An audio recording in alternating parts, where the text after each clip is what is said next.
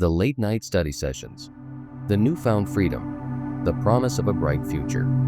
For most, college is a time of excitement and growth. But for some, it becomes a place where nightmares are born. These aren't your typical ghost stories told around a campfire.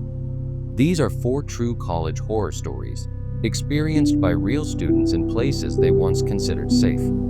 What you are about to hear are genuinely unexplained events that will make you question what really lurks in the hallowed halls of academia. Welcome back. The stories we're sharing tonight come from different campuses, different states, but they all share a common thread of fear and the unknown. We've changed the names and locations to respect the privacy of those involved, but the chilling experiences remain as they were told. Our first story takes us to a small, historic university in the Northeast, a place known for its picturesque campus and long-standing traditions.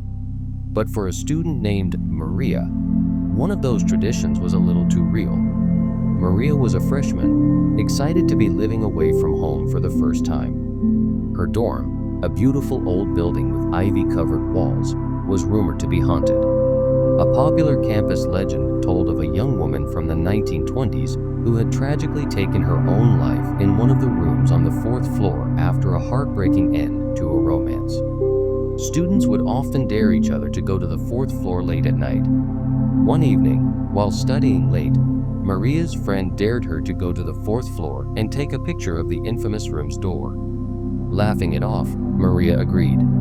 As she ascended the creaky staircase, a sudden coldness filled the air.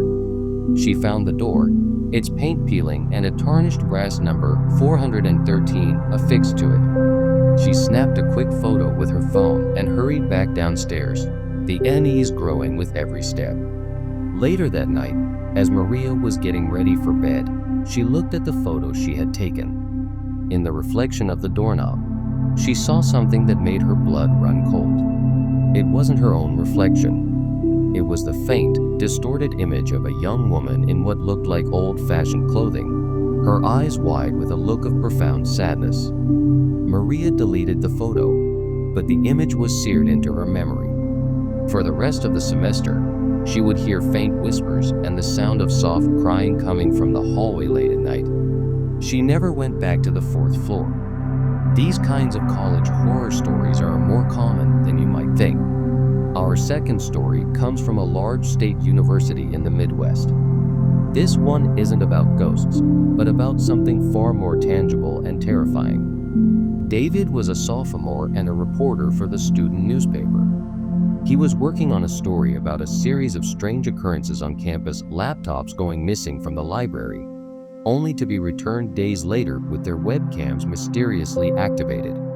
While investigating, he started to notice a man he didn't recognize, always in the periphery. The man was older, not a student, and would appear in the coffee shop, the library, and even once in the back of one of David's large lecture halls. David dismissed it as a coincidence at first, but then the man started to appear more frequently. David would catch his eye across the quad, and the man would give a slight, unsettling smile. One night, as David was walking back to his dorm, he heard footsteps behind him. He quickened his pace, and so did the footsteps.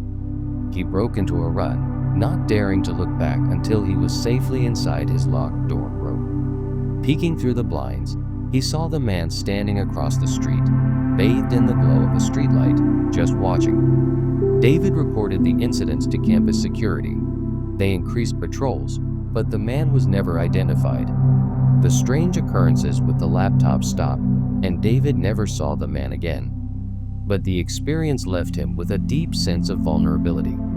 It was a stark reminder that the real monsters are often human. Our third story takes us to a sprawling campus on the West Coast, known for its modern architecture and cutting-edge research facilities.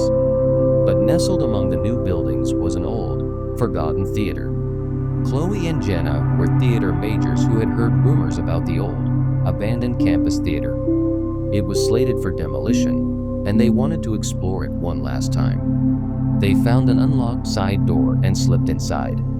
The air was thick with the smell of dust and decay.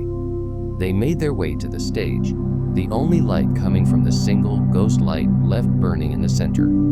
As they stood on the stage, they heard a noise from the catwalks high above.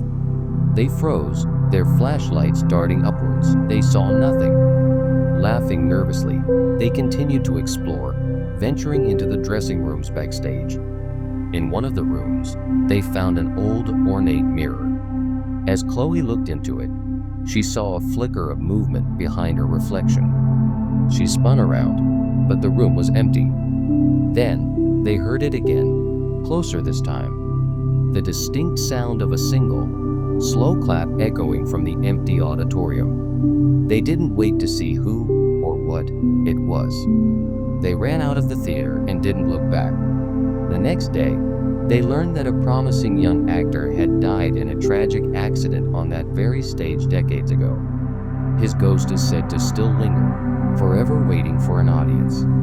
The unexplained events on that campus are still talked about to this day. Our final story is perhaps the most unsettling. It takes place in a small, rural college in the South, a place where everyone knows everyone. Sarah was a dedicated student who often pulled all-nighters in her single dorm room. One night, as she was dozing off at her desk, she was startled awake by a loud banging on her door. She looked at the clock. It was 3:15 a.m. She called out, asking who was there, but there was no answer. She looked through the peephole, but the hallway was empty.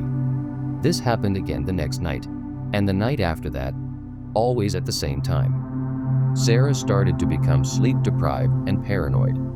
She told her raw, but there was nothing they could do without any proof. On the fourth night, the banging was more frantic, more aggressive. Terrified, Sarah barricaded her door with her desk and called campus security. When the security officer arrived, he found the hallway empty. But as he was about to leave, he noticed something on the floor in front of Sarah's door. It was a single, muddy footprint. The unsettling part? There were no other footprints leading to or from her door. It was as if someone had simply appeared, banged on her door, and then vanished. Sarah moved to a different dorm the next day and never experienced the phantom knocking again. The source of the banging remains one of those truly chilling, unexplained events. College is a chapter of life that is meant to be filled with learning, laughter, and friendship. But as these stories show, sometimes the shadows on campus hide more than just the stress of upcoming exams. They can hide the unexplained, the unsettling, and the truly terrifying. If you have a true scary story you'd like to share, let us know in the comments below. And if you enjoyed these stories and want to hear more, don't forget to like this video and subscribe to our channel. Stay safe out there, and maybe keep a light on tonight.